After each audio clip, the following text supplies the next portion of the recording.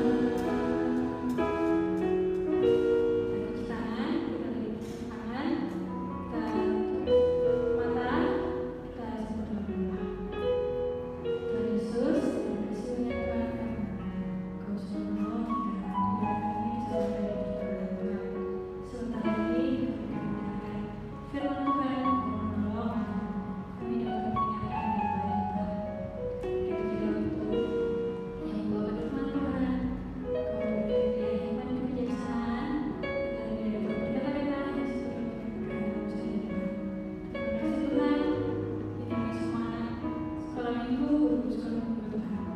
Terima kasih Tuhan yang menjadi doa dan permohonan kami. Dalam nama Tuhan Yesus kami berdoa.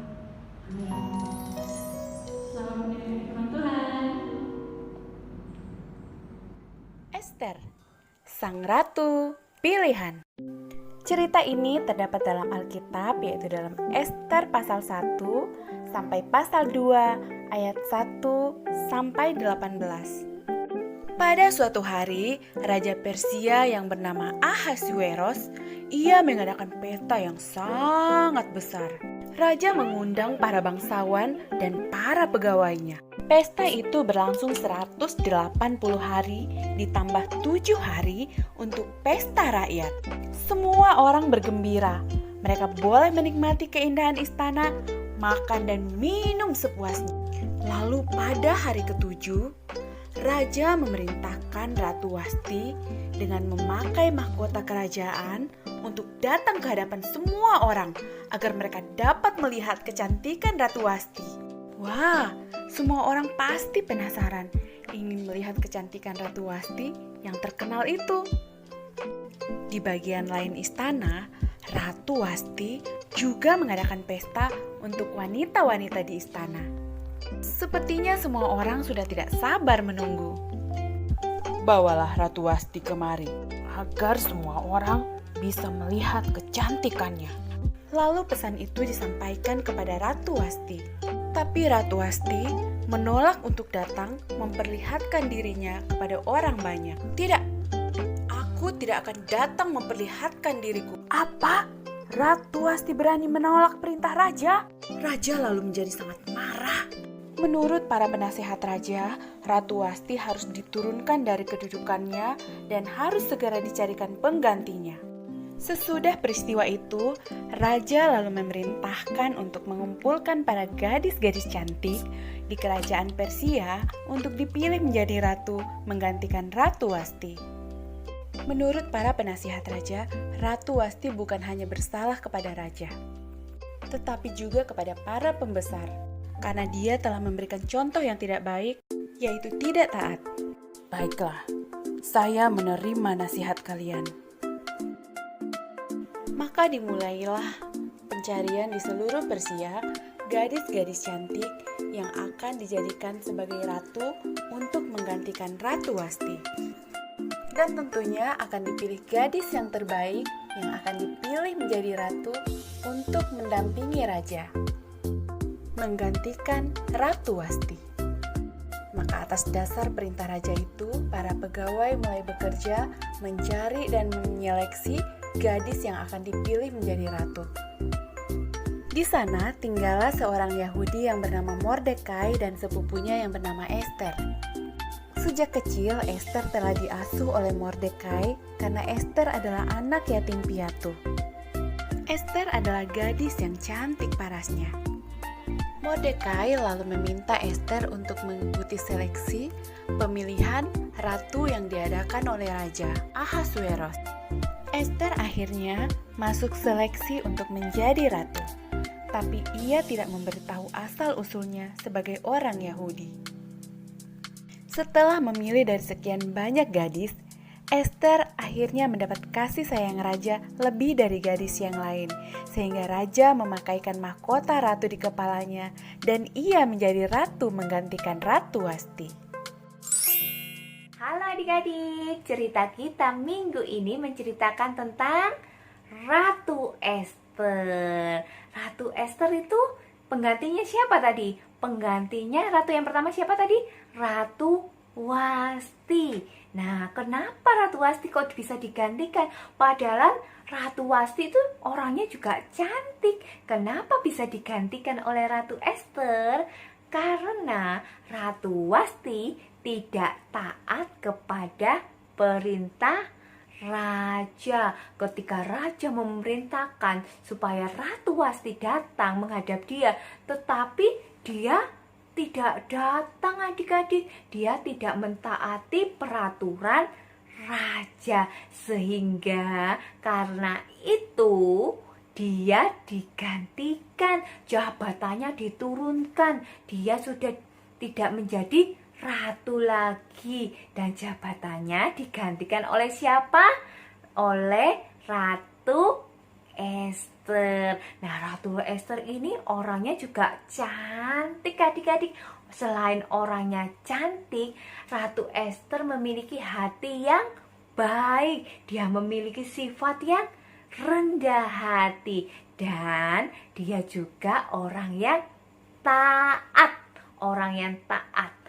Bisa dilihat dari ketaatannya kepada pamannya. Dia taat kepada apa yang dikatakan oleh pamannya. Sehingga karena ketaatannya dan kerendahan hatinya, akhirnya dia terpilih menjadi seorang ratu. Dan semuanya ini adalah campur tangan Tuhan, karena Tuhan memiliki rencana yang indah buat Ratu Ester. Nah, begitu juga dengan kita adik-adik, ketika Tuhan sudah memberikan sesuatu tanggung jawab buat kita, kita harus menjaganya dengan baik. Kita harus melaksanakannya dengan baik. Dan kita juga harus taat akan peraturan.